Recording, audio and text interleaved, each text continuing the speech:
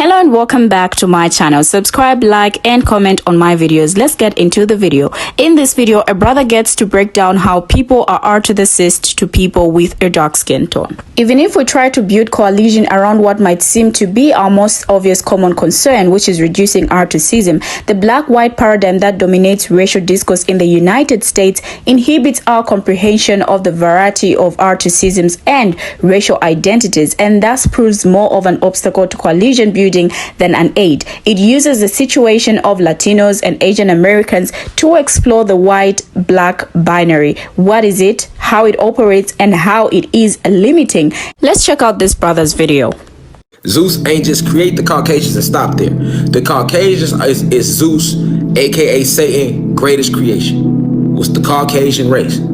This is why if you look at this world and the way it's ran, because this is Satan been running this world, right? Look at who's at the top. Caucasians. Then who comes second? Chinese, Japanese. We can't even say Asians because the Vietnamese and Filipino people get treated like shit, nigga. They shit on them. They shit on them. Chinese and Japanese is the people that get the love in Asia. Okay? They don't give a fuck about no Philippine or Vietnam. Even Chinese, Japanese people, they be racist toward them because they darker. See what I'm saying? Chinese and Japanese are synthetic Asians that they put in there in the fold to make everybody think. Because that's who got the second power. When they be talking about China, oh, China is richer than America and we in debt to China and this and that. Are you crazy? That's all propaganda. We in debt to China. We in debt to China. You believe that? But you don't understand how the race work. How the fuck they in debt to China when the Asians come, the Chinese and Japanese come after the Caucasians? They all human beings right there. And they the powers that be. Remember when I be telling y'all all human beings ain't bad? That's what I mean. Every Japanese person ain't in that rich inner circle that's running the world.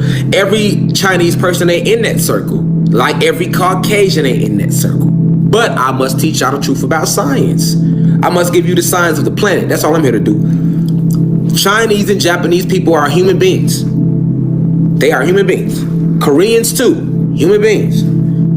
The original Asiatics, if you want to talk, it's the people they don't show you. Filipinos, like her. Filipino, that's why they not going to show you her. Okay? They not going to show you her. Because your black ass over here going to be like, hold on, she like my sister. You going to immediately ask questions like, hold on. Fuck, that's Asian? That's Asian? That's fucking Asian. That's the way your mind gonna think. And now there go all the questions. Your mind, you too intelligent. Y'all too intelligent. So they couldn't have showed us that. You would have immediately started asking more questions. Just like they had to tell us all black people came from Africa, right?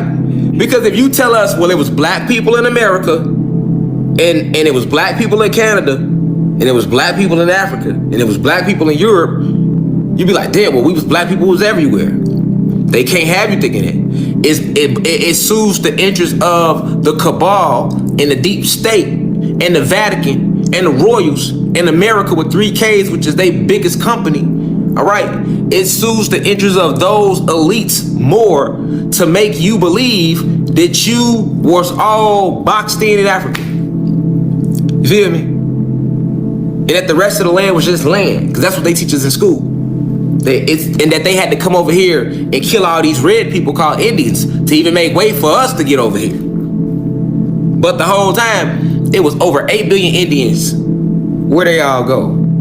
You feel me? Exactly. So, now, at the end of the day, this is why they do that. Just like they don't tell the black people over here that they the Indians. They don't tell them like, oh, well, they the Seminoles. Hey, y'all really the Seminoles.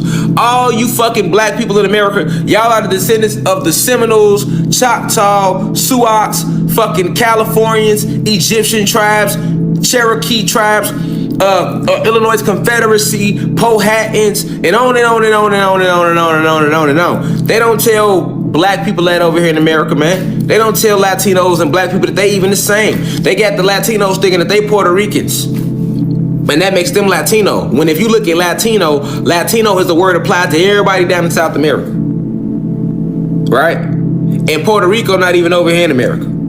right? So you got real Puerto Ricans, if you want to call them that, that's in Puerto Rico. But a lot of you Puerto Ricans that was born in America, your ass ain't come from Puerto Rico. Your ass was over here, you was a tribe, and when they started dividing us with these titles, and they named y'all Latinos and named us African Americans, because that's all they fucking did. We always look different, y'all. That's why I showed y'all the black girl with the blonde hair. And the black girl that was damn near white. We always came in so many different complexions. We are the rainbow. That's why they call us colored folks. We are the rainbow. We come in many different colors and shades. We are colored folks, nigga. This is why they originally called us that. It's about the only name they called us that wasn't really foul when they called us colored folks. Power relations between racial groups in the US and intentionally have historically been understood to exist on a unidimensional vertical racial hierarchy. Within the US specifically, blacks are frequently conceptualized as the most oppressed, whites as the least oppressed, and Asians and Latinos in the middle. Research on minority group relations adopting a vertical hierarchy framework therefore frequently assumes a vertical power relation. For example, research on blacks and Asians would presuppose that blacks experience more oppression than Asians. Regarding the effects of resource competition on group relations and contributions to an understanding of the complexity of race relations between two minority groups existing within a context of relative rather than absolute power dynamics. Now, this research responds to multiple calls from the social sciences to move beyond black and white, and more specifically to begin to shape a more multidimensional understanding of racial hierarchies, including the various ways in which minority groups experience power and privilege relative to one another, and both relative to the dominant white majority.